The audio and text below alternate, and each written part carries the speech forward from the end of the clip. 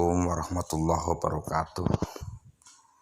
Kepada seluruh rakyat Indonesia, khususnya Bapak Presiden Jokowi, sedikit kami ingin menyampaikan unek-unek sebagai warga negara. Sebelumnya kami perkenalkan, Pak. Nama saya Basro Sadi, saya dari Cilacap, Jawa Tengah. Saya itu pendukung Pak Jokowi. Saya juga pendukung PDI Perjuangan. Saya selalu mendukung kebijakan Bapak yang memang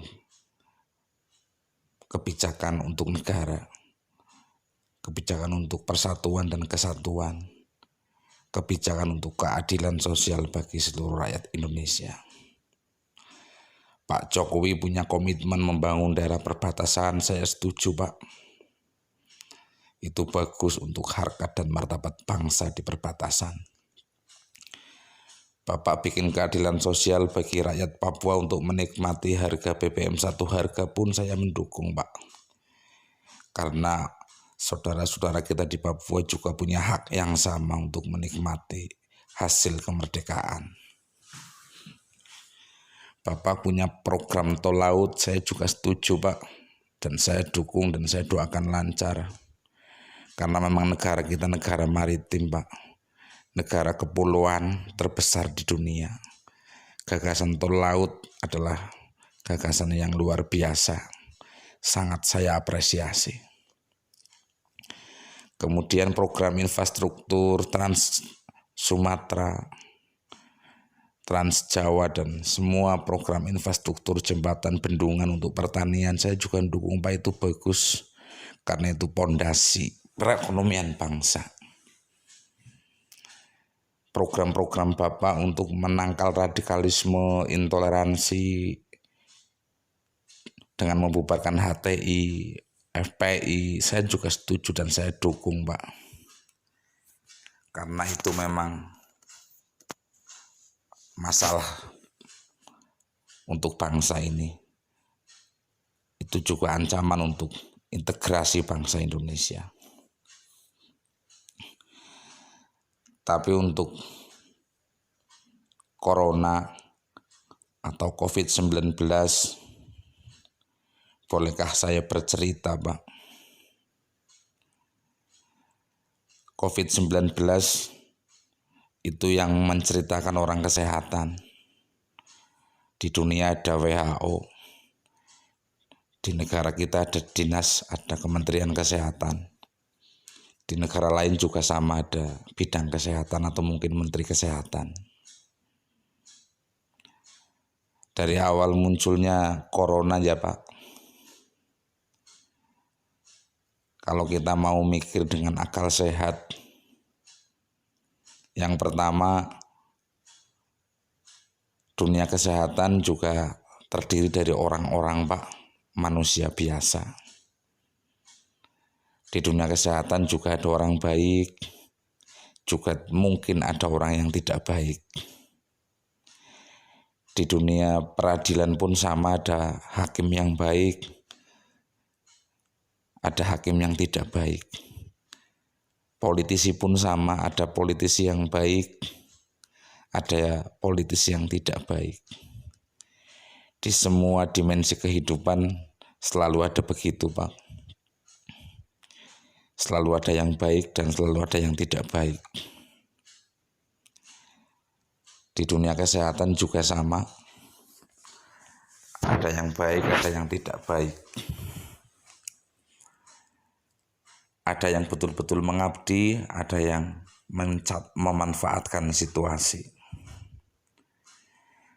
Bapak mungkin hanya sering mendengar dari sisi baiknya orang kesehatan.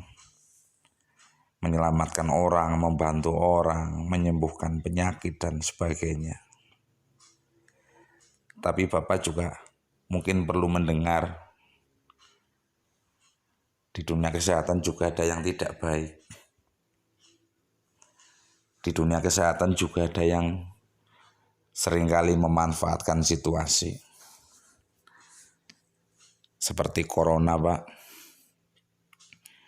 atau virus yang pertama kali muncul di Wuhan. Cerita virus juga cerita virus sebelumnya Pak, ada virus yang namanya HIV.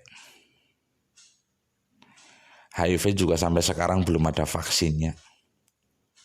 Dulu juga sempat geger Pak, bikin takut dan bikin resah masyarakat. Tapi sekarang sudah biasa dan biasa saja. Dengar HIV ya biasa. Orang yang terpapar pun ya biasa. Corona kalau dipahami betul sebenarnya juga biasa saja.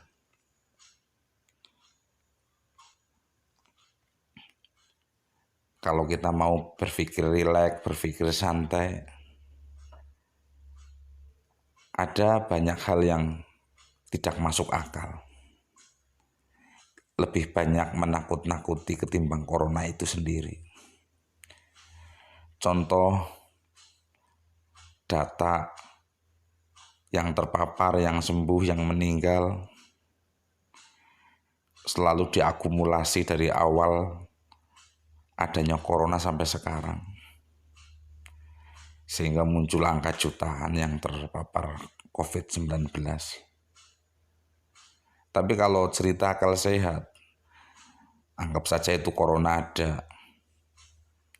Yang terpapar 1 juta lebih. Tapi yang sembuh juga 900 lebih, 900.000 lebih. Data hari ini terbaru. Itu vaksin belum merata sampai ke masyarakat. Tapi ternyata belum ada vaksinnya pun sembuh Pak. Sebenarnya yang ditakutkan dari corona apa? Nggak ada vaksin pun sembuh. Dan penjelasan awal adanya corona, katanya kalau orang yang sudah pernah terpapar corona, imun kita, antibodi kita akan mengenalinya dan tidak akan terpapar lagi. Artinya obatnya hanya imun kita. Itu narasi yang pertama disampaikan oleh WHO, oleh orang-orang kesehatan. Terus yang harus ditakutkan di mana? Dari corona. Toh nyatanya banyaknya sembuh, itu pun kalau corona itu benar adanya. Ini kan corona makhluk kasat mata. Hanya kelompok kecil atau kelompok minoritas, itu ahli-ahli kesehatan yang tahu sebenarnya ada dan tidaknya. Yang kedua, ada OTG. Itu kan lebih tidak masuk akal lagi. Orang tanpa gejala. Orang tanpa gejala dianggap corona. Di mana-mana yang namanya aksi pasti ada reaksi. Sekecil apapun tuh rumusnya itu ada aksi, ada reaksi. Ketika ada aksi corona masuk ke tubuh manusia, harusnya ya tetap ada reaksi. Tapi ada muncul istilah OTG. Terus awal-awal munculnya corona Pak, banyak beredar video orang mati mendadak di jalan. Di negara mana, Video-video itu yang mengerikan, kemudian lockdown di mana-mana, termasuk di Indonesia. Meskipun Bapak Presiden tidak menyuruh lockdown, di masyarakat hampir tiap gang ditulis lockdown. Awal Maret 2020. Tapi saat ini sudah nggak ada lockdown di tiap gang. Awal Maret 2020. Toh nyatanya ada yang terpapar, ada yang tidak. Jadi corona itu sebenarnya ada dan tidaknya, kan tidak ada yang tahu Pak. Hanya orang kesehatan, orang yang ahli, yang belum tentu itu malaikat atau manusia yang baik. Bisa jadi kebetulan ada orang kesehatan yang tidak baik. dan ternyata membodohi orang yang tidak tahu tentang kesehatan seperti masyarakat umum seperti saya dan mungkin Pak Presiden sendiri. Apa yang diharapkan sih dari corona? Yang dikorbankan juga kemanusiaan yang begitu besar. Manusia belajar, sekarang anak bangsa tidak ada kesempatan belajar. Belajar melalui daring, 90% tidak efektif. Lebih banyak bermain dan akhirnya bermain HP, akhirnya mengakses hal-hal yang belum sepatutnya diakses oleh anak-anak.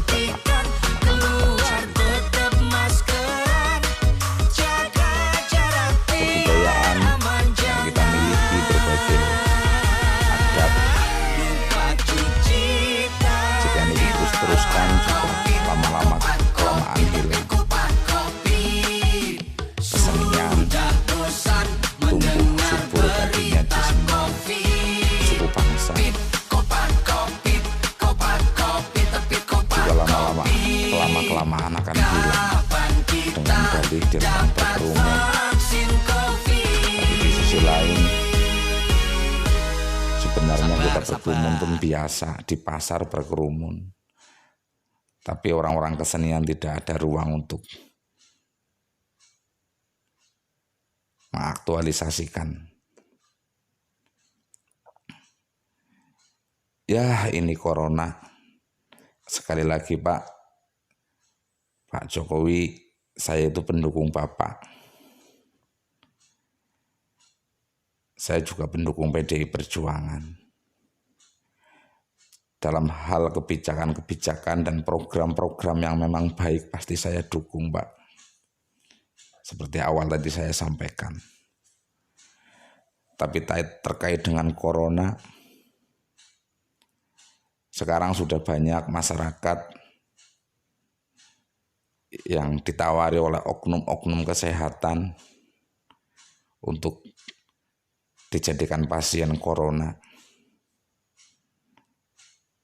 Karena konon dengar-dengar klaimnya untuk satu pasien corona lumayan besar, sehingga oknum-oknum para medis pun tergiur, Pak.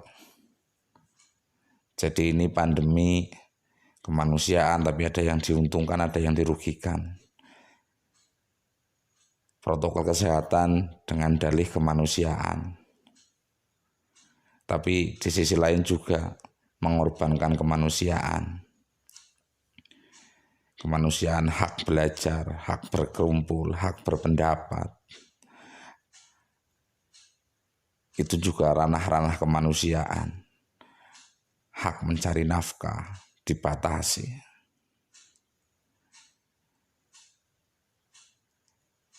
Kita belum tahu sebenarnya apakah WHO juga di sana malaikat semua yang nggak punya niat baik, yang nggak punya niat buruk.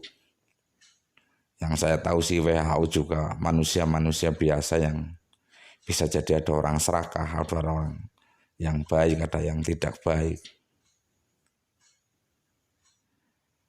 Pertama kali muncul virus juga di Wuhan, Cina. Semua negara dulu mendesak supaya dilakukan investigasi. Tapi Cina nolak. Partai Komunis Tiongkok nolak. Sempat marah ke Australia, saya baca di media.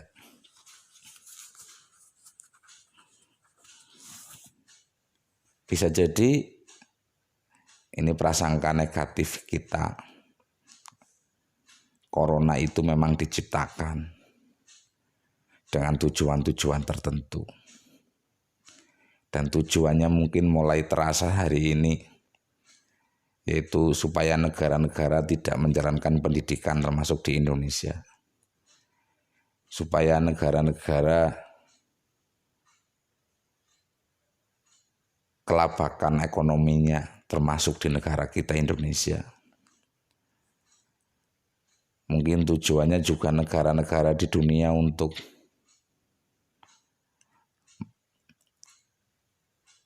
membatasi warganya,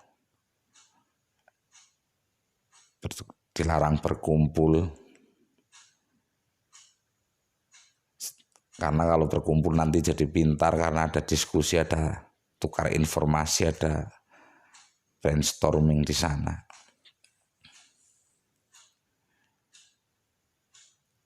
Dalih jaga jarak, pakai masker.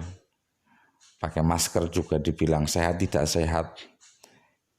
Karena kodrat manusia harusnya membuang nafas, artinya membuang kotoran, dan menghirup nafas udara yang segar. Karena kita pakai masker, yang kita hirup, yang seharusnya kita buang, itu juga tidak menyehatkan.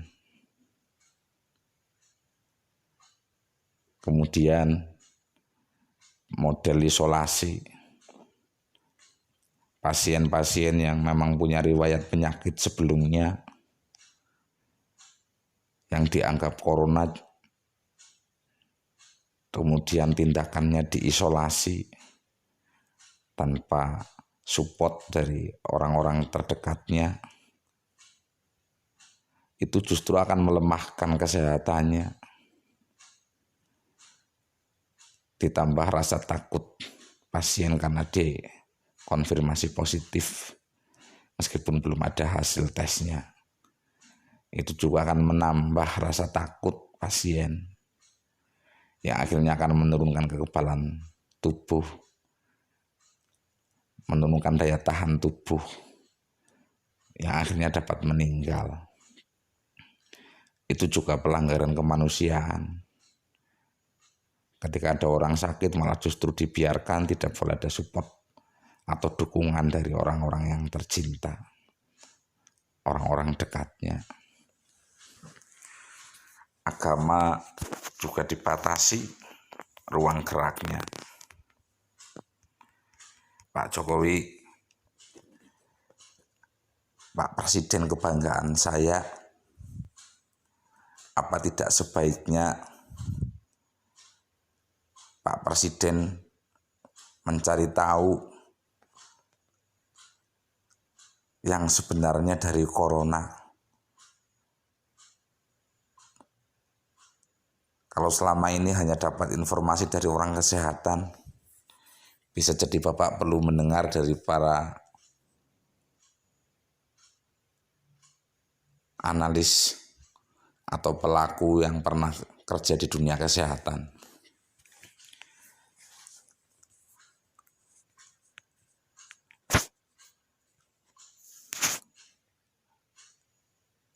Sadar atau tidak sadar, banyak yang tidak masuk akal. Dan yang mendengar suara ini mungkin bisa menceritakan pengalaman di lingkungannya masing-masing. Betapa banyak hal yang tidak masuk akal. Betapa banyak yang dikorbankan, terutama anak-anak bangsa kita, yang harusnya belajar tidak belajar, yang harusnya mengaji tidak mengaji, yang harusnya belajar agama tidak belajar agama. Semua karena dianggap corona, dianggap berbahaya. Tapi sebenarnya angka yang besar itu juga karena faktor diakumulasi. Datanya terus ditambah. Menteri Kesehatan Bapak itu yang baru juga pernah menyampaikan, setiap mau ketemu Bapak menghadap istana, harus dites, harus diswipe, dan datanya dimasukkan, diakumulasi. Jadi bisa jadi satu orang bisa data masuk berkali-kali. Apa tujuan data itu diakumulasi, disebarluaskan di setiap media? Tidak hanya di negara kita, di semua negara. Kalau ternyata corona memang tidak ada, itu kan tujuannya untuk menakut-nakuti. Supaya semua negara takut, semua masyarakat dunia takut, termasuk masyarakat di Indonesia.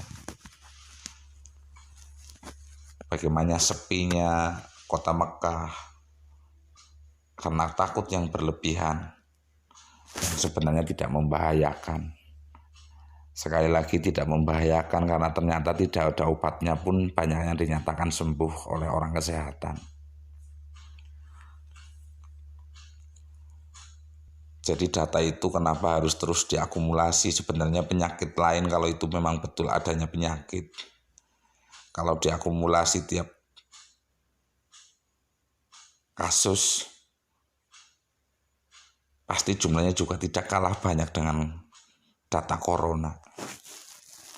Sekarang 1 juta pasien yang dianggap corona, yang meninggal sekian ratus ribu.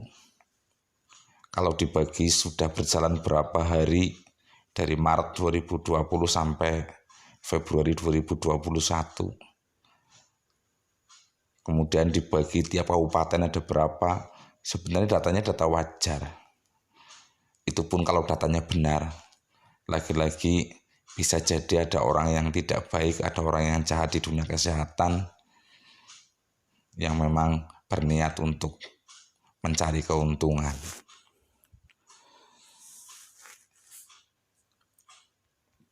Mas Ganjar dengan program 2 hari tidak boleh keluar rumah, 2 hari di rumah 6 dan 7 Februari 2021. Itu juga tidak masuk akal. Karena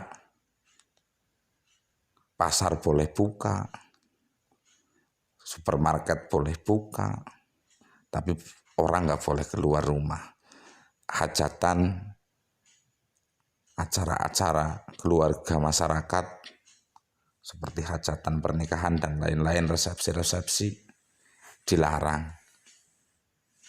Betapa menjeritnya orang yang bisnis tradagan, taruh, betapa sedihnya para pelaku kesenian yang sudah setahun tidak ada ruang, tidak ada kesempatan. Dan berapa banyak uang negara yang digelontorkan untuk kepentingan corona yang tidak menutup kemungkinan banyak disalahgunakan. Itu seabrek persoalan, Pak. Pak Presiden yang kami hormati, yang kami banggakan. Mungkin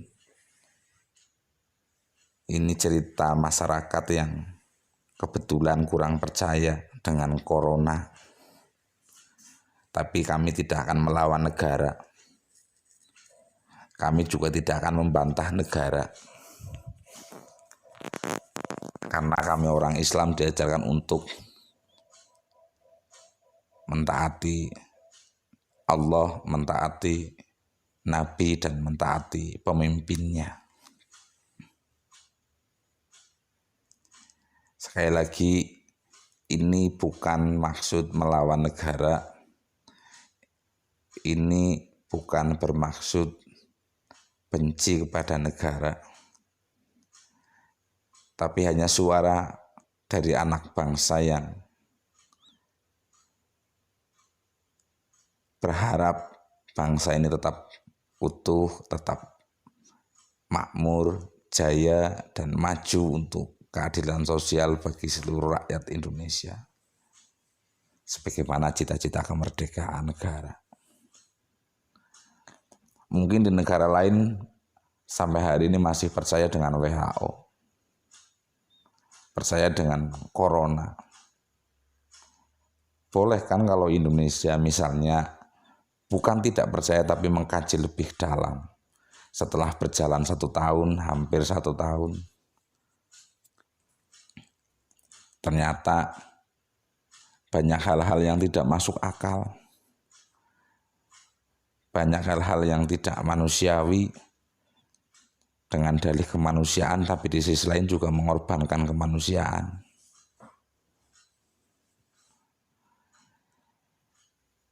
Mudah-mudahan rekaman ini bukan dianggap melawan negara, bukan dianggap membangkang terhadap negara, tapi bagian dari suara anak bangsa yang kebetulan tidak sejalan dengan agenda WHO di semua negara, sebenarnya tidak hanya di Indonesia. Ini memang persoalan yang sangat besar, Pak. Dulu ada rencana pembatasan berskala besar hanya 2 bulan, terus berlanjut, terus dimainkan isu-isu tentang varian-varian baru. Akhirnya diperpanjang, sehingga anak bangsa 1 tahun jelas tidak ada kegiatan belajar. Bayangkan kalau ini berlarut-larut terus diikuti permainan dari WHO dan Cina yang belum tentu tujuannya mulia. Anak bangsa dikorbankan, anggaran negara diambiarkan. Dulu disinfektan disemprotkan di jalan-jalan, belanjanya pakai uang negara di tingkat desa, di tingkat kecamatan, kabupaten, provinsi. Sekarang sudah tidak ada lagi disinfektan, tapi cuci tangan bagus, baik, sehat, tapi tidak relevansinya dengan corona. Sekarang tambah kelihatan nggak ada. Tanpa disinfektan pun ya biasa saja. Jadi itu hanya unek-unek anak bangsa, mudah-mudahan bermanfaat untuk bangsa dan negara. Sekali lagi, saya tidak bermaksud membangkang apalagi melawan negara, tapi hanya suara kecil dari anak bangsa yang tinggal di desa barangkali bermanfaat untuk kemajuan bangsa, bermanfaat untuk keutuhan negara, bermanfaat untuk menjaga negara kesatuan Republik Indonesia. Akhirul qouli, assalamualaikum warahmatullahi wabarakatuh.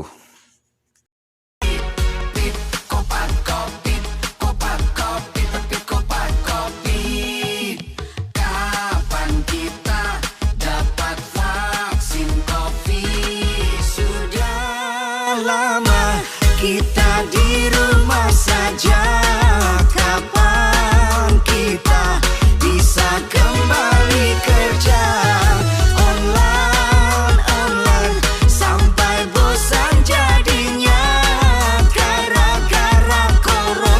Hidupku terpenjara sejak corona datang.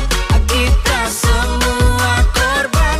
Sabar-sabarlah sayang hingga vaksin disuntikan. Walau sudah disuntikan, keluar tetap maskeran. Jaga jarak biar aman, jangan cuci tangan. Kopat COVID. Sudah bosan mendengar berita COVID. Kopat COVID.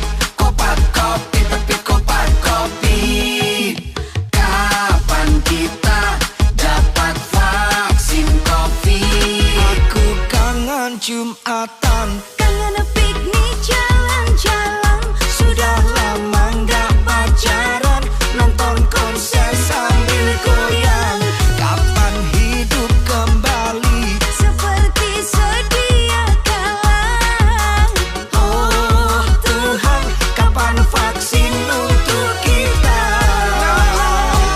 Sejak corona datang, kita semua korban. Sabar-sabar